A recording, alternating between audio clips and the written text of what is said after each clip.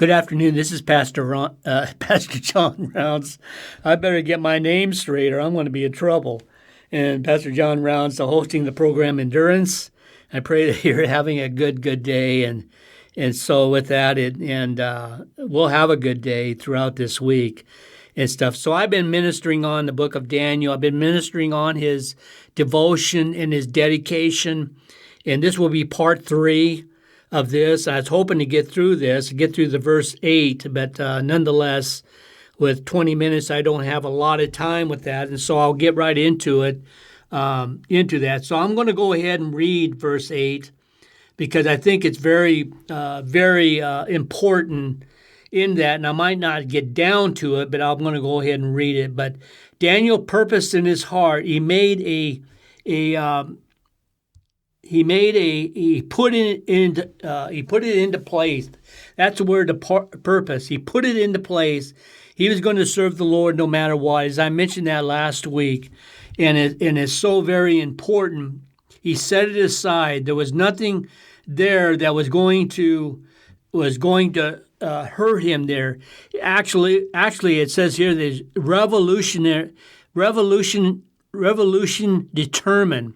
He was revolution determined to do that and to put his devotion, his dedication. He was the one that's going to show them what it's like to go into true God in his life. And so with that, chapter 6 and 7, as I mentioned to you, is that now among these were of the children of Judah, Daniel, Hananiah, Mishael, and Azariah, and they gave them names. They gave unto Daniel the name Belshazzar, and to Hananiah of Shadrach, and to Mishael of Meshach, and to Azariah of Abednego. And so these are the names that they give. They wanted to change them. They wanted to change they were young. It's interesting that they didn't have old men there.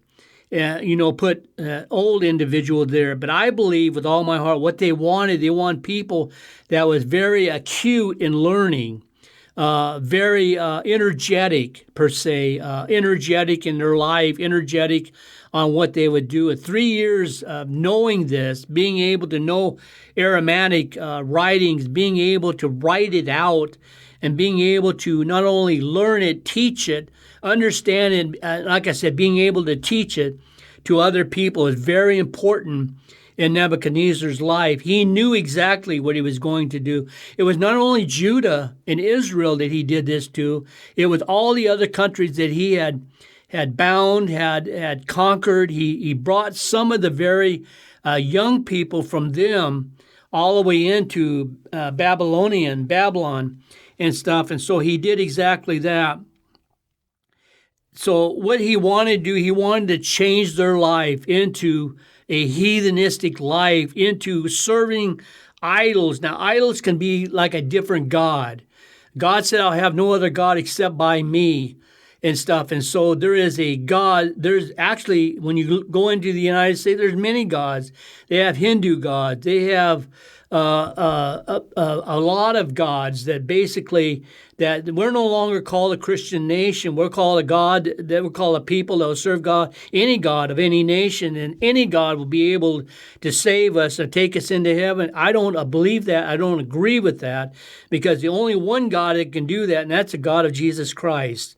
Jesus Christ, the God, being able to, when you ask Jesus Christ into your heart, into your life, and I guarantee there is a big change. I guarantee you that, because I know it. I felt it. I seen it. I understood it. God had revealed things into my life that I know they were from God. I have no doubt in my mind they're from God and stuff. These are some of the very things that has brought me, that has taught me, that has brought me into the Christian faith.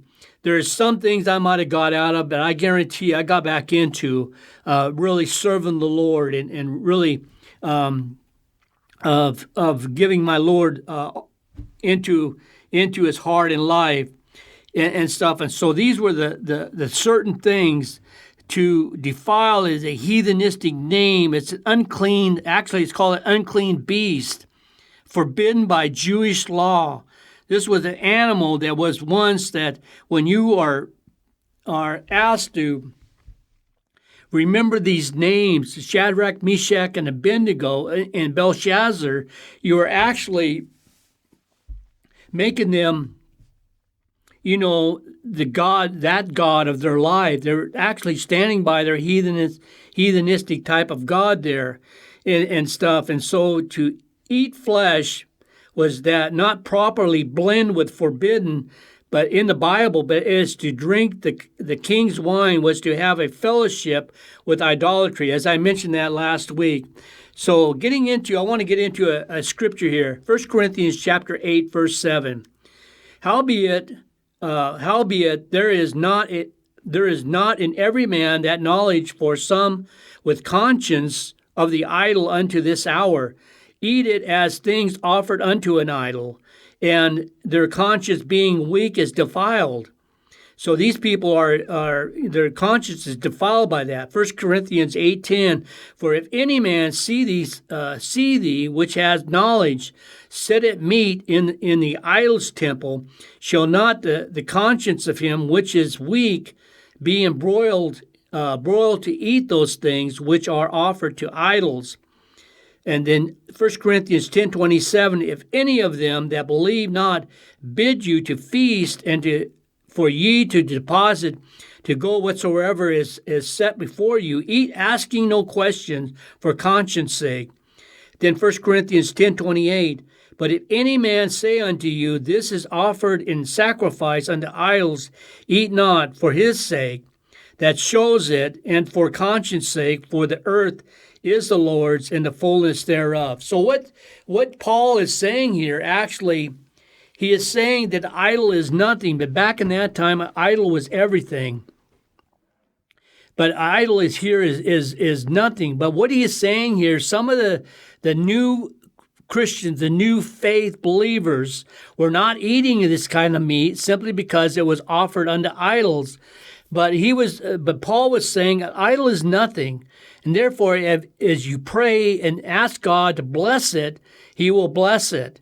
But if you don't, and for this person's sake, who said that's offered to idols, don't eat it for that person's sake.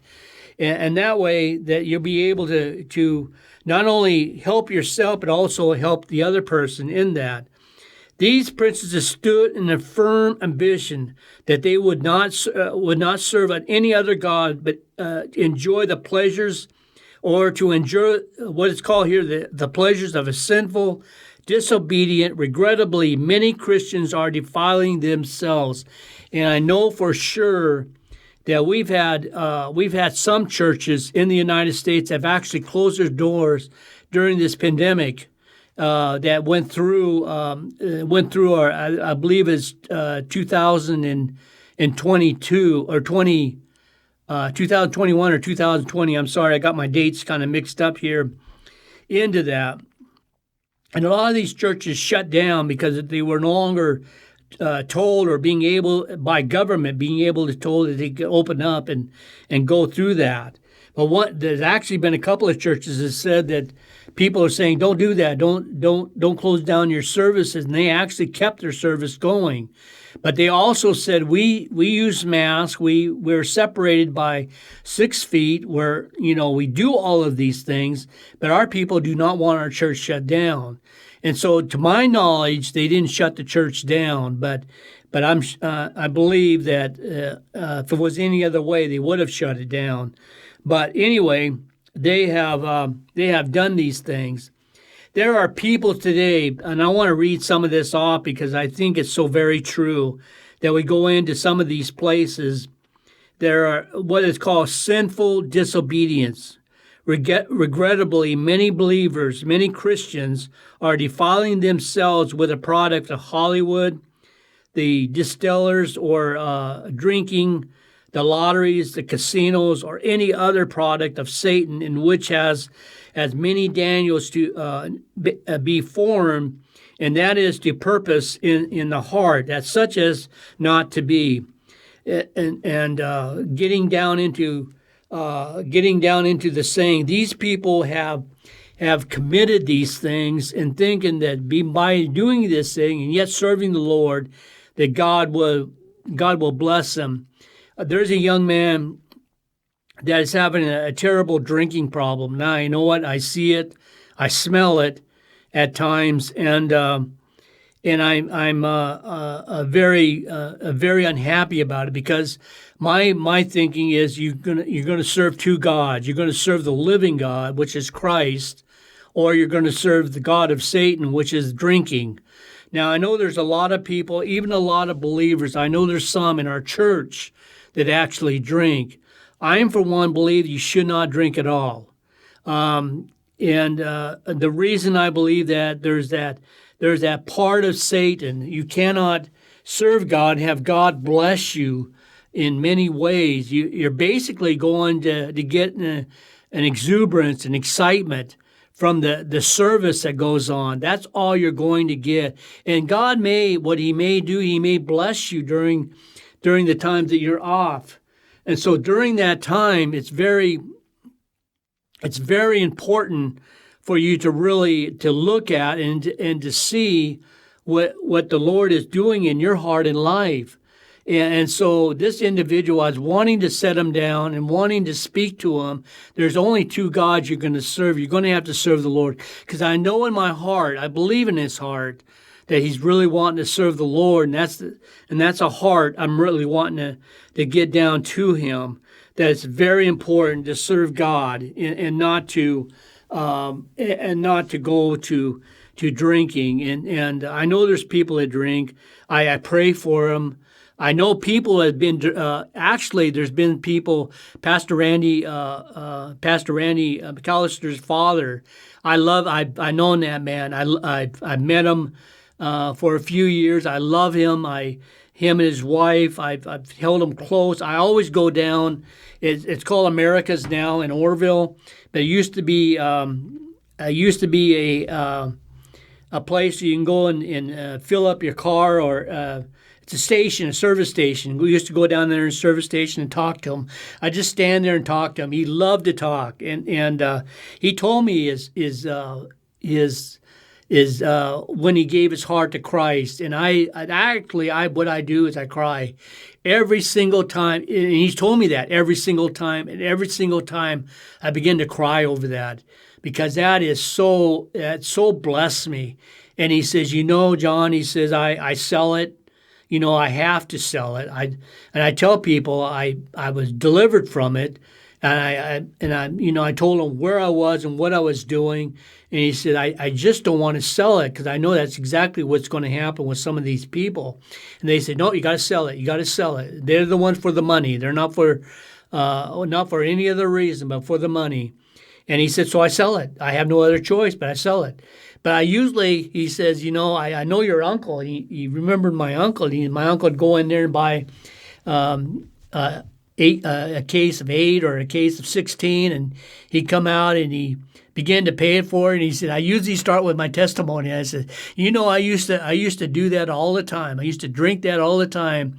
And he'd tell him his testimony, how God delivered him. And my uncle would always come back to us, and he'd talk, and he'd always smile, and he said, yeah, he says, I talked to Mac, and Mac told me all of these things. I said, Leonard, you ought to listen to him and stuff. And so anyway, it was a very, he was delivered from it. He was delivered from alcoholism. And I know another brother, Brother Bob Butts. He was also delivered from alcoholism. He had a bad drink. He was a Christian. I believe he was a Christian. I knew he was a Christian. I knew he was a Christian who wanted to get free from that, but I knew he just couldn't get free from it. And one day, actually, he told Pastor Randy about it, and him and Pastor Randy started praying about it. And all of a sudden, he came back around, and that he is very thankful, and he told him, he said, God delivered me from that. I no longer have a desire. I no longer have a will to do those things and stuff. And so it's something that really touched and really blessed them. Now going down into, and so this was some of the things these people do, Christians do. Not talking about people. People of the world are going to do whatever they want to do and stuff. And unfortunately, they get addicted to drugs. They get addicted to alcohol. They sometimes get addicted to both things and stuff. And so these things are horrible and they're terrible. And what they need a life-changing experience. That life-changing experience is giving your life to Christ. Will they be delivered from them? Maybe, maybe not. I will not be able to speak this and on the radio and say, yeah, you'll be delivered. And all of a sudden they do that and they're not delivered from it. God may do a work in their life so they'll begin to realize it's not me, it's the Lord, and being able to receive the Lord more and more in their life, to where God all of a sudden will take that drugs from them.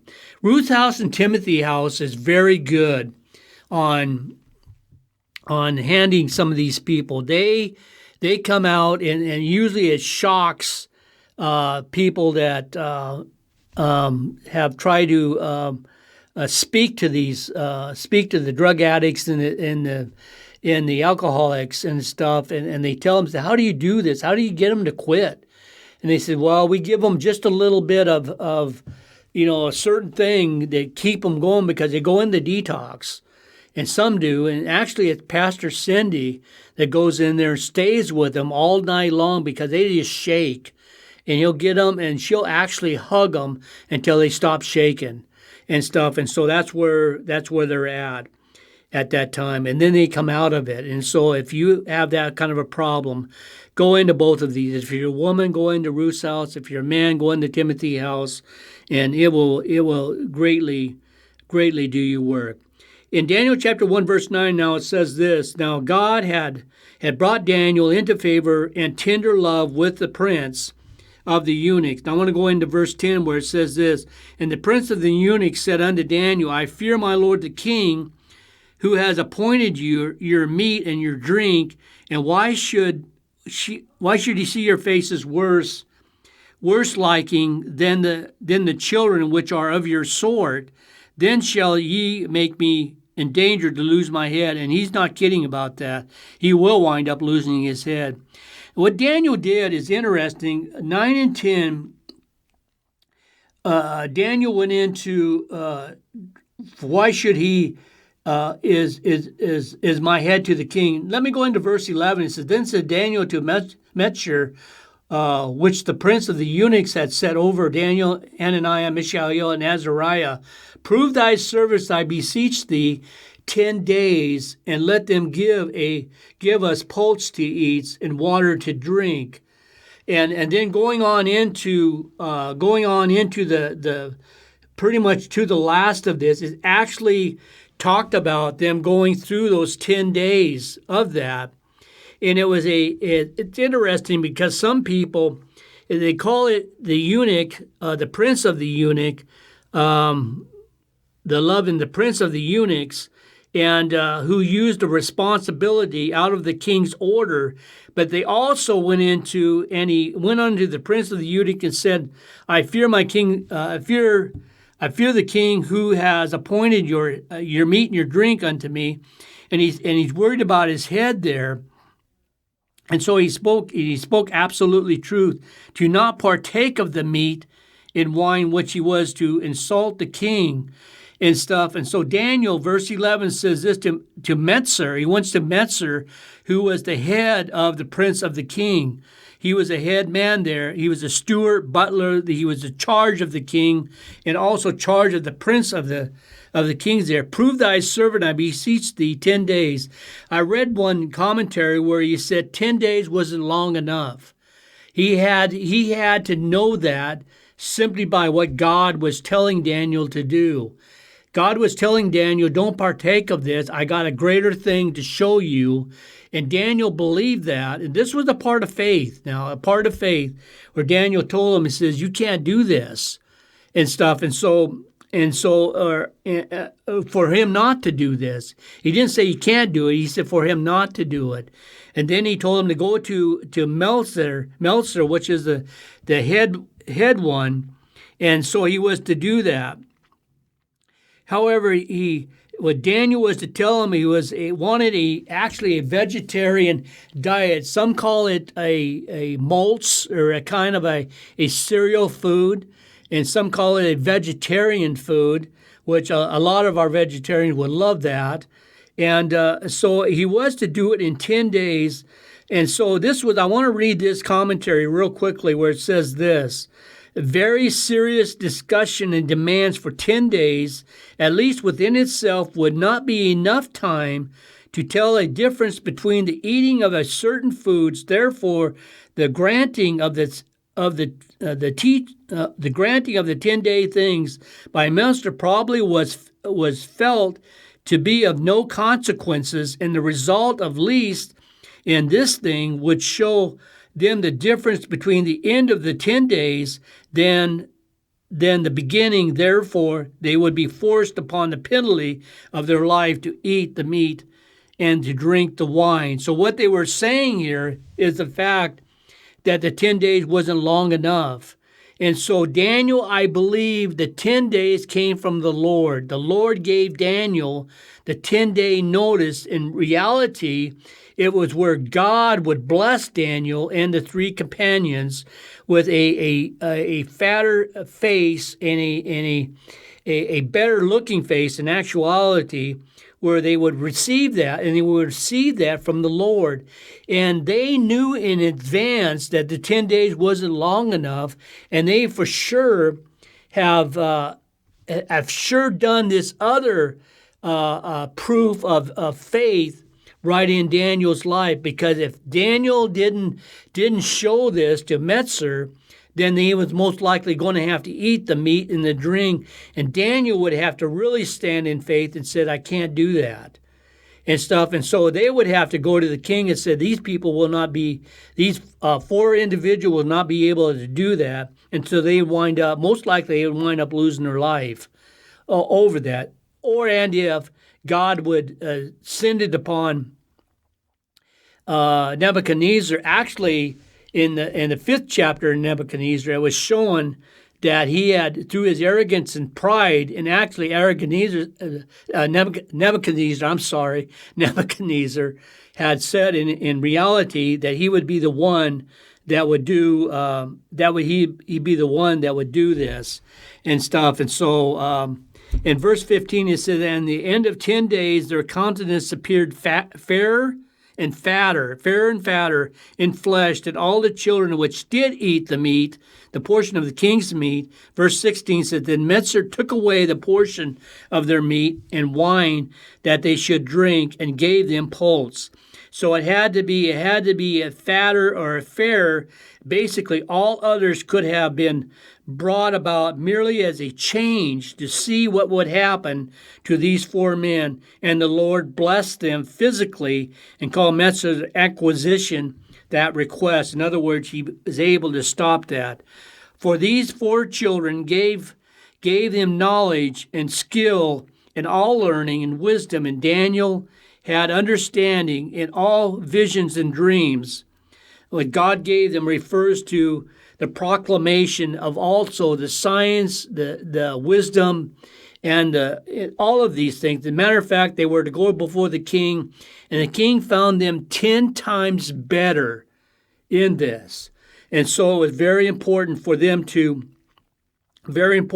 king to see this, and he find them 10 times better in the wisdom and the knowledge and all of this, and the psychology, and the wisdom and the knowledge and the science of all of this was the one that showed the king that this thing it didn't come from a heathenistic king, but it came from God himself. God himself had blessed them with the wisdom and knowledge and the understanding of that throughout all of this. And so this was a very good time in what Daniel's life would be. God would begin to show him through that. And so with that, in Daniel's wisdom and knowledge shows also how God had been able to bless them through that. It's interesting because American colleges and universities, the theology was was called the theology. It was actually theology in the Bible was called that before World War II. And then there was, they call theology was the queen of the sciences, actually, it's referred to that. Then at the least presented the Bible as the foundation of all education. However, since World War II, this has changed with theology, the study of God and his world being set aside in favor of psychology. To that, infectious humanism is the queen of the science today. And that so goes true in our world today. That's exactly what through our university, through our schools. It's no telling how our school is going to be in the next couple of 3 or 4 or 5 years, or however long it's going to go on. It's no telling how the U.S. is going to go on, or how Canada or Mexico or some of the European countries are going to go on. And so this is a great book to study. With that, I'm running quickly out of time, and I pray that you enjoyed the message today. Have a great time, and we'll speak to you come next week. Have a great time. We'll see you then. Bye now.